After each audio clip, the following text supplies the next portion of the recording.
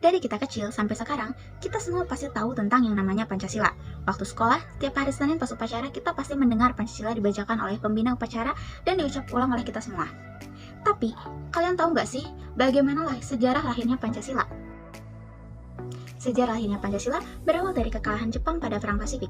Saat itu, Jepang berusaha menarik simpati dari rakyat Indonesia dengan menjanjikan kemerdekaan dan membentuk sebuah lembaga guna mempersiapkan kemerdekaan Indonesia.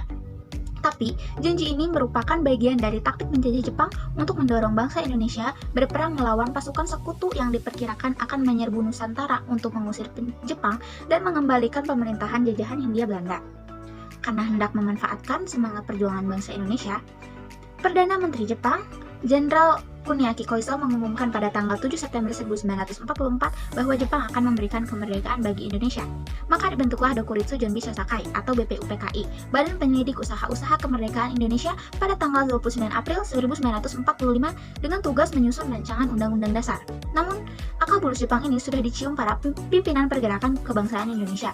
Mereka tahu bahwa Jepang sudah ada di penghujung kekalahan. Menyadari hal ini, para pemimpin pergerakan sengaja memanfaatkan taktik Jepang untuk menyusun landasan bagi negara Indonesia merdeka.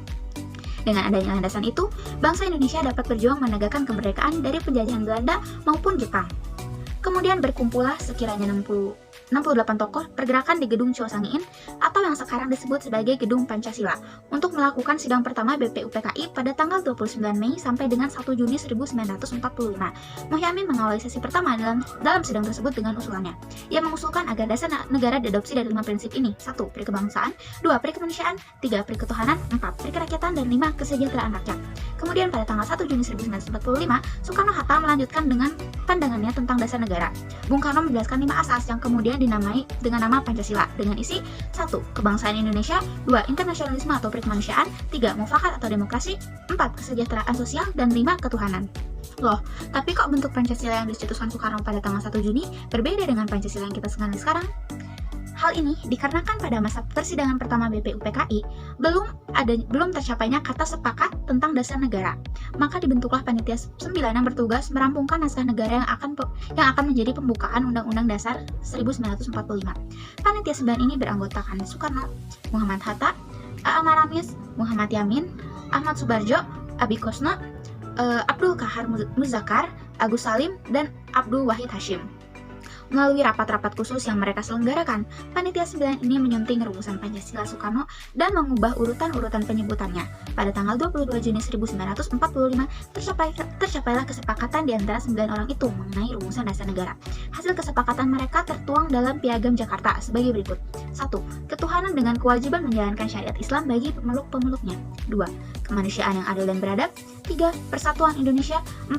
Kerakyatan yang dipimpin oleh hikmat kebijaksanaan dalam permusyawaratan. 5. Keadilan sosial bagi seluruh rakyat Indonesia. Namun, masih terjadi perdebatan. Jelatuh Hari menyampaikan keberatan terutama untuk sila pertama. Setelah melalui berbagai perdebatan, pada rapat Panitia Persiapan Kemerdekaan Indonesia atau PPKI pada tanggal 18 Agustus 1945, Hatta membacakan rumusan akhir pembukaan Undang-Undang Dasar Negara.